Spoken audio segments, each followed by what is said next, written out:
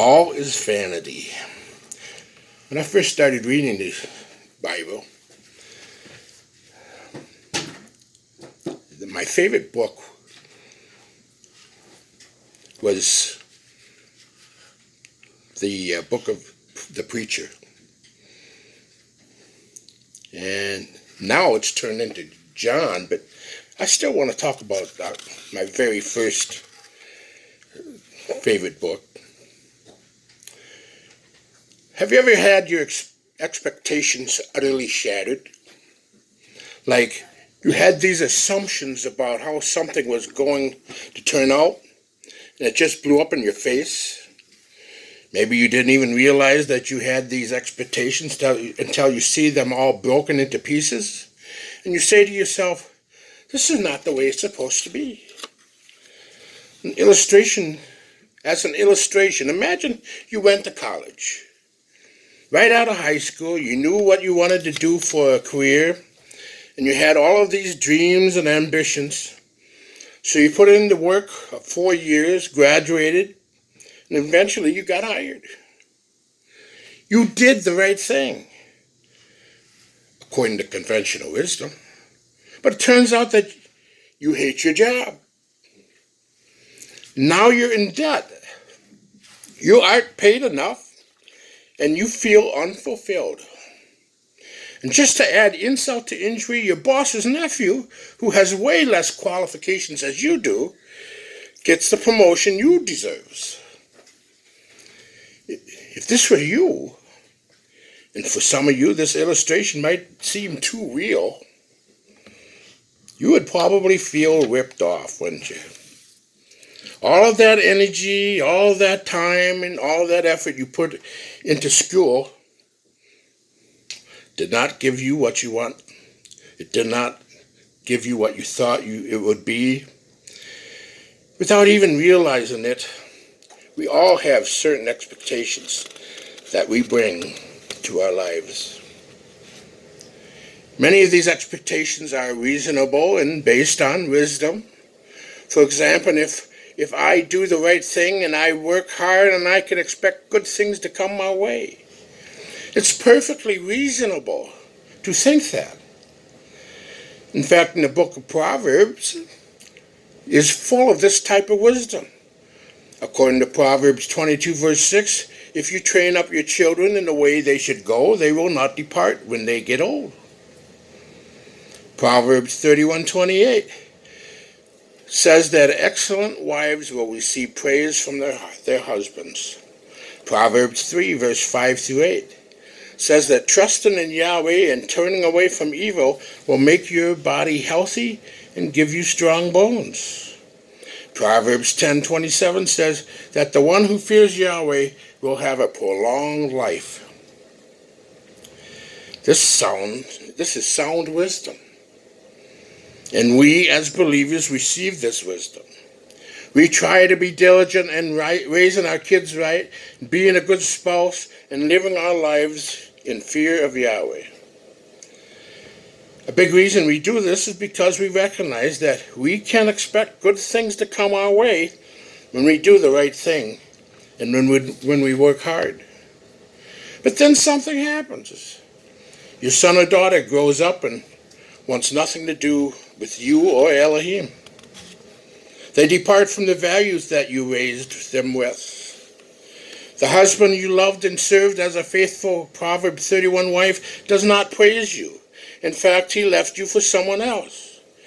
You trusted in Yahweh your whole life and tried to live a healthy lifestyle, but you've been diagnosed with a chronic illness. Someone you know and loved, a good, godly man who feared Yahweh, died young and unexpectedly, leaving behind his young family in bitter grief and heartache. When we see and experience these things and our expectations about how life is supposed to be are shattered, it's easy to blame Elohim. How could you allow this to happen, Yahweh? I faithfully served you. We cry out. Some people even walk away from their faith entirely because they can't reconcile their expectations with their experience. And I've seen this. It's jarring when we still get burned, even though we did everything right. If righteousness and hard work do not guarantee happiness and prosperity, then what should we do with our lives? Do our lives have any real meaning? What's the point? The book of Ecclesiastes addresses this tension between how we might think life should be and how life really is. And it offers us a different way to think about it. Ecclesiastes gives us some wisdom on how we can function, despite all the uncertainty and confusion we experience under the sun. So let's dive into some passages of this book and see what we can learn. First, in Ecclesiastes chapter 1, verses 1 and 2, the words of the preacher, the son of David, king in Jerusalem. Vanity of vanities, says the preacher. Vanity of vanities, vanities, all is vanity. So who is this preacher? The son of David. Traditionally, he is identified as King Solomon. Regardless, what's most interesting about the book of Ecclesiastes is that there are two people speaking to us here. The preacher in the book is not actually the same person as the author. He's a character in the narrative. The author, who is anonymous, introduces the preacher in verse 1. And then the preacher takes over for almost the entire rest of the book. That's why in verse 2 reads, "Vanity of vanities," says the preacher. In the last chapter, the preacher's speech concludes in the same way. Ecclesiastes 12:8, "Vanity of vanities," says the preacher, "all is vanity." After the preacher concludes his speech, now the book's author spends a few verses evaluating the preacher's message. In Ecclesiastes 12, verse 9 through 14. Besides being wise, the spokesman also taught the people what he knew. He very carefully thought about it, studied it, and arranged it in many proverbs. The spokesman tried to find just the right words. He wrote the words of truth very carefully. Words from wise people are like spurs. They collect sayings are like nails that have been driven in firmly. They come from one shepherd. Be warned, my children, against anything more than these. People never stop writing books. Too much studying will weary out your body. After having heard it all, this is the conclusion. Fear Elohim, keep his commands, because this applies to everyone. Elohim will certainly judge everything that is done. This includes every secret thing, whether it is good or bad. So regardless of who the preacher is, he is not the author of the book, but rather a character. The author introduces this preacher to us, gives him the floor, so to speak, and then shares some concluding thoughts on the preacher's message. Once again, this preacher is a son of David, king in Jerusalem. This identification is why the preacher is traditionally understood to be Solomon, perhaps writing in his old age, even though the book never explicitly mentions Solomon. Regardless, the author of the book invites us to examine life from the perspective of this preacher, this Solomon character, if you will. And as king of Jerusalem, this character has had all the experiences and opportunities one could imagine and is thus able to speak to life's biggest question. So what is the preacher's central thesis? Well, as we can see in his opening and closing remarks, it is that all is vanity. Now, this word vanity is repeated numerous times throughout the book. Other translations render it as meaningless or futility.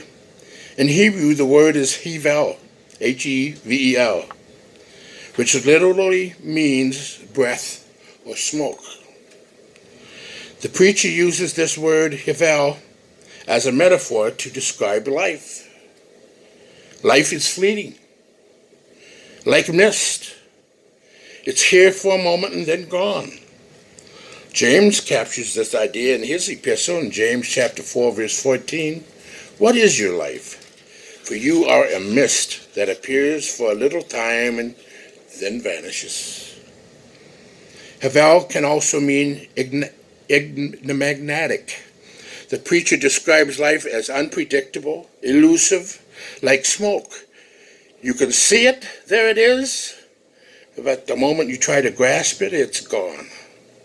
And as soon as you think you have everything figured out, you realize you don't. And here's a passage that expresses this idea in Ecclesiastes 8 verse 14. There is a vanity, the word havel, that takes place on earth, that there are righteous people to whom it happens according to the deeds of the wicked, and there are wicked people to whom it happens according to the deeds of the righteous. I said that this also is vanity, the word havel. We read this and we immediately recognize that this isn't the way it should be.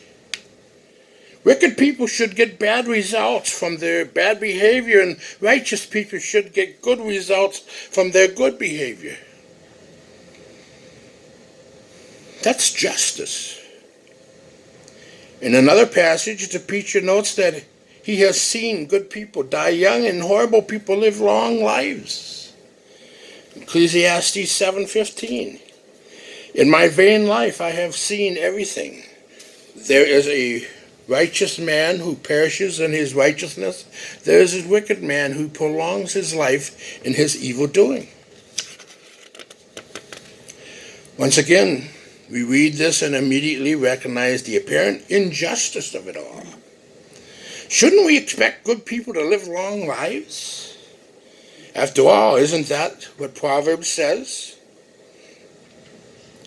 Proverbs 10 verse 27. The fear of Yahweh prolongs life, but the years of the wicked will be short. So what's going on? Does Ecclesiastes and Proverbs disagree? Well, no, that would be overly simplistic. The book of Proverbs should not be taken as a book of promises.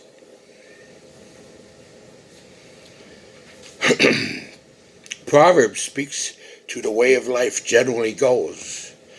But the stated outcome of certain behaviors in Proverbs should not be understood as guaranteed. Also, the preacher of Ecclesiastes does admonish us to fear Elohim and live wisely. And he even indicates that life will generally be better when we do so. In Ecclesiastes 5, starting in verse 1, watch your step when you go to the house of Elohim. It is better to go there and listen than to bring the sacrifices fools bring. Fools are unaware that they are doing something evil. Don't be in a hurry to talk.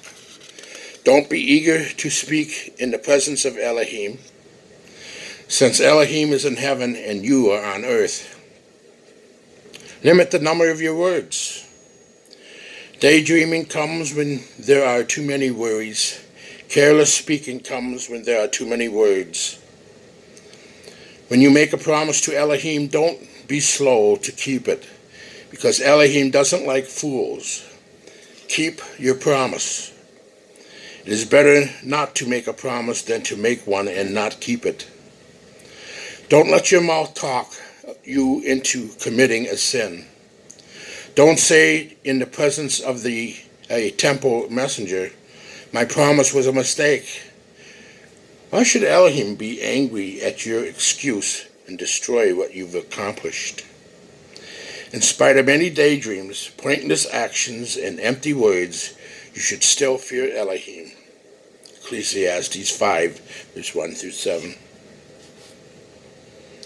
However, the preacher in Ecclesiastes repeatedly points out that there are no guarantees in life under the sun.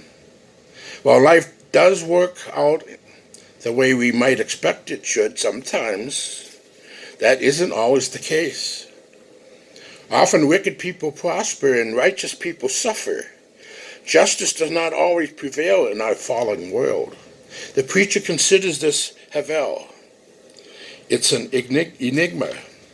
There is no certainty in it. Ecclesiastes 1 verse 3, what does man gain by all of the toil at which he toils under the sun? The phrase under the sun is another important phrase. Consistently used throughout the book of Ecclesiastes, the phrase is basically a reference to life in our fallen world. Throughout his speech, the preacher explains why many of the things we spend our lives caring about and working towards have no lasting meaning in our fallen world. Here's what he says in Ecclesiastes 1, verse 4 through 11. A generation goes and a generation comes, but the earth remains forever. Sun rises and the sun goes down and hastens to the place where it rises. The wind blows to the south and goes around to the north. Around and around goes the wind, and on its circuits the wind returns. All streams run to the sea, but the sea is not full. And to a place where the streams flow, there they flow again. All things are full of weariness. A man cannot utter it. The eye is not satisfied with seeing, nor is the ear filled with hearing. What has been and what will be and what has been done is what will be done. There is nothing new under the sun. Is there a thing of which it is said, see, this is new? It has been already in the ages before us. There is no remembrance of former things, nor will there be any remembrance of latter things, yet to be, among those who come after. So what is the preacher saying here? Basically, time is going to erase everything you have achieved. Eventually, nobody will remember you or things you built. The sun rises and sets continually, and everything you've done will pass away in time. So really, what lasting significance does your life have under the sun? It's all going to be forgotten. But then everyone stopped using MySpace. Facebook took over. MySpace became irrelevant. All that energy put into building a MySpace account came to nothing as time went on. Same thing is going to happen with these newer social media platforms.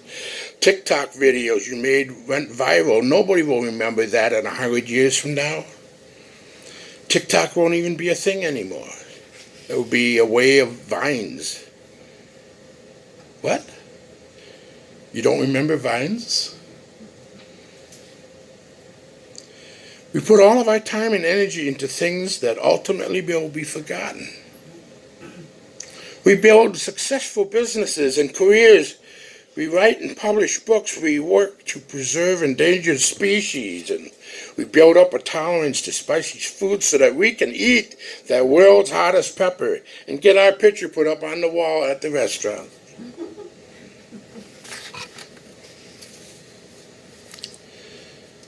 But the sun will still rise and set. Everything you've done and cared about will pass away in time. So what lasting significance do your achievements or social status have under the sun? It's all going to be forgotten. This is the way it's always been. And it holds true even on a larger scale. For instance, people collectively put energy into building entire empires, and eventually it just passes away. The Persian Empire, it was a powerful empire. It lasted about 200 years. The Persians controlled basically the entire Middle East. They were the premier power of the world, just like the United States was in the 20th century. But most people today don't know anything about the Persians, let alone our own country. They were conquered by Alexander the Great, and after Alexander the Great death, his own empire was then torn apart by a series of civil wars fought between his successors. Empires rise and fall.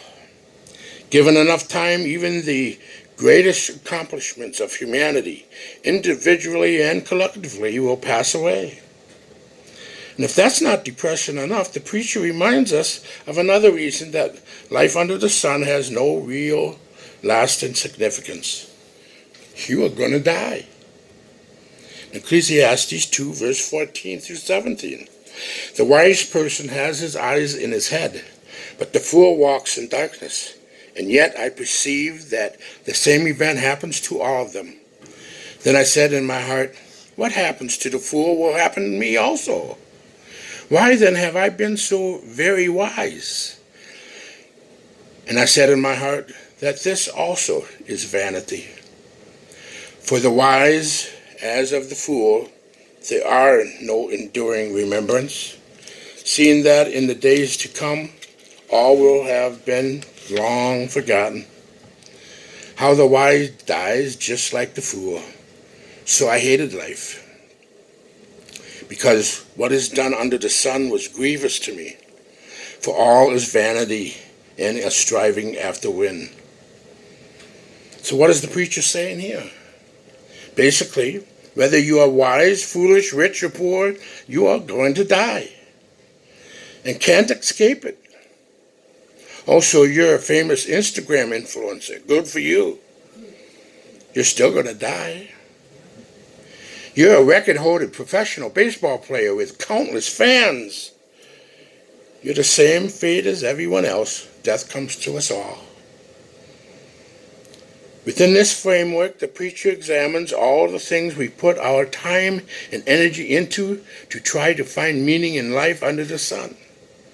First, he considers pleasure and wealth. The preacher drinks wine, laughs, builds great works, acquires great possessions, enriches and enjoys all the pleasures that life has to offer in hopes that he might find some gain in it. In Ecclesiastes 2, starting in verse 1. I thought to myself, now I want to experiment with pleasure and enjoy it myself, but even this way was pointless. I thought laughter doesn't make any sense. What does pleasure accomplish? I explored ways to make myself feel better by drinking wine. I also explored ways to do some foolish things. During all that time, wisdom continued to control my mind, and I was able to determine whether this was good for mortals to do during their brief lives under heaven. I accomplished some great things. I built houses for myself. I planted vineyards for myself. I made gardens and parks for myself. I planted every kind of fruit tree in them. I made pools of water and forests of growing trees. I bought male and female slaves. In addition, slaves were born in my household. I owned more herds and flocks than anyone in Jerusalem before me. I also gathered silver and gold to myself, and I gathered the treasures of kings and providences. I provided myself with male and female singers, and the pleasures of men have with one concubine after another. In the end, however, he found no lasting significance in the pursuit of pleasure. Ecclesiastes 2, 9 verse through 11. So I became great and surpassed all that were before me in Jerusalem. Also my wisdom remained with me, and whatever my eyes desired I did not keep from them. I kept my heart from no pleasure, for my heart found pleasure in all my toil, and this was my reward for all my toil. Then I considered all that my hands had done, and the toil I had expended in doing it. And behold, all was vanity, and a striving after wind. There was nothing to be gained under the sun. While the preacher found pleasure in his toil, he says it was his reward at the end of the day, that there was no genuine gain in any of it. This reward itself was not enough to bring lasting fulfillment in life. He's still going to die. He won't be able to take any of his riches or possessions with him. And the preacher considers wisdom in Ecclesiastes 2 verse 12. Then I turn my attention to experience wisdom, madness and foolishness. For instance, what can the man who replaces the king do? Only what he already has been done. But once again, while wisdom does have its benefits, in Ecclesiastes 2 verse 13, but I saw that wisdom has an advantage over foolishness, as light has an advantage over darkness. Ultimately fails to deliver any real lasting significance. Whether you are wise or foolish, you are still going to die. Nothing is left over after your life ends. So your wisdom cannot offer any real gain to your life under the sun. The preacher considers toil, working hard to build something great and useful. Perhaps this offers some gain beyond death. But once again, this is vanity. This route only leads to working your life away and losing sleep worrying about your work. Ecclesiastes 2 verse 23. Their entire life is filled with pain. Their work is unbearable. Even at night, their minds don't rest. Even this is pointless. Sometimes you don't even get to enjoy the fruit of your labors, and you have to leave it all to someone else who might be a total fool, not even appreciate it. In Ecclesiastes 2 verse 18.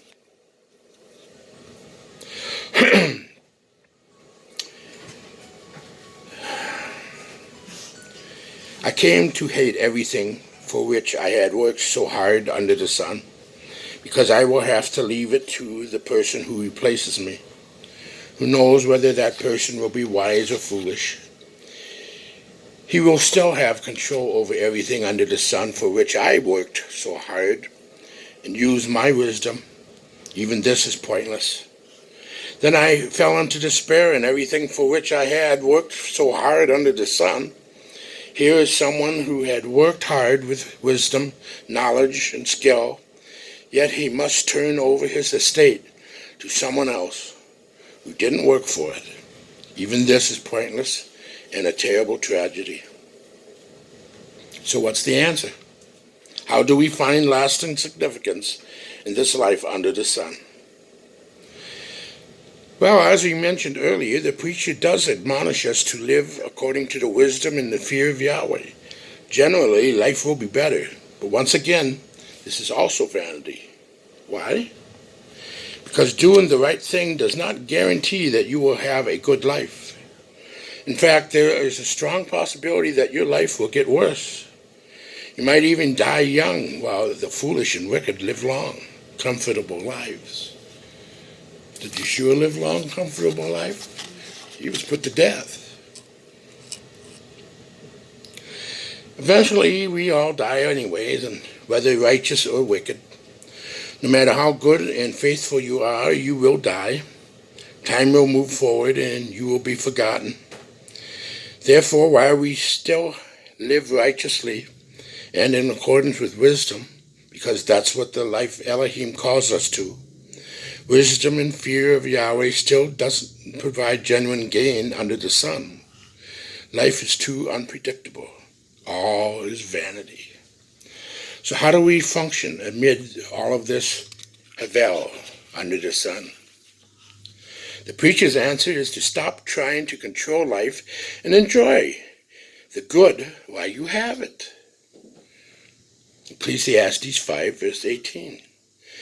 Behold, what I have seen to be good and fitting is to eat and drink and find enjoyment in all the toil with which one toils under the sun, the few days of his life that Yahweh has given him. For this is his lot. Everyone also to whom Yahweh has given wealth and possessions and power to enjoy them and to accept his lot and rejoice in his toil. This is the gift of Yahweh. For he will not much remember the days of his life, because Yahweh keeps him occupied with joy in his heart. You cannot control life. It is havel. unpredictable, fragile, fleeting.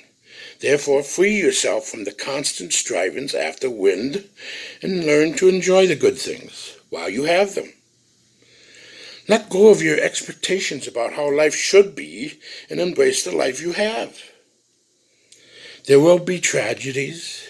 You will suffer. Ultimately, you will die. So make the best of the good times.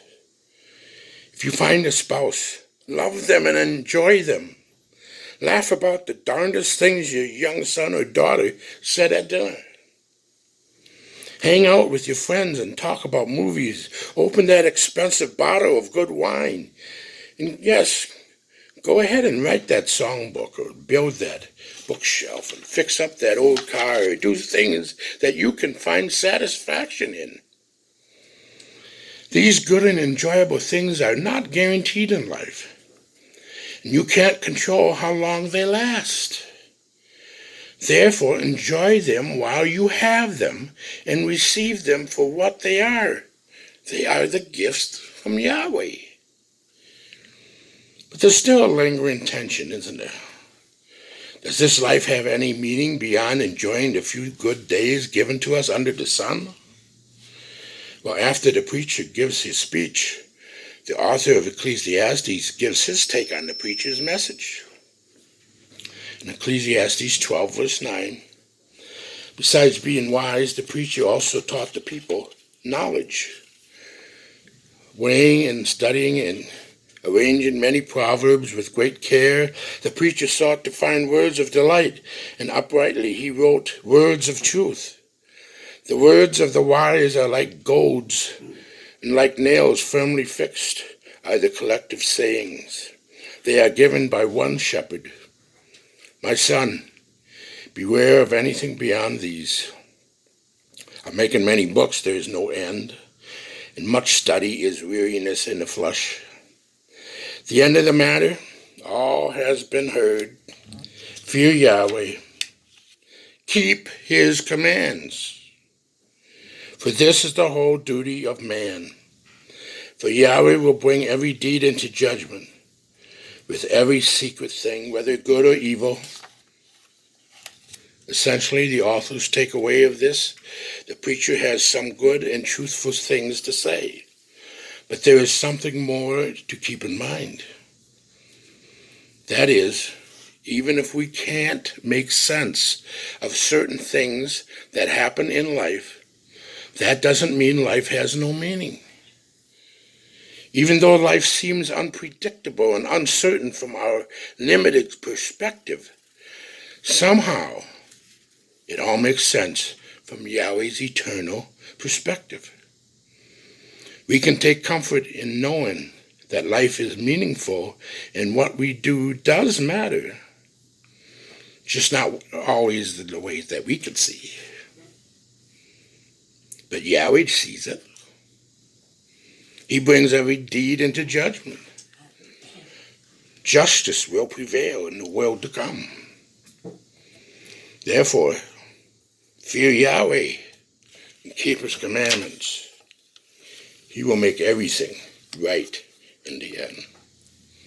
Yahweh bless.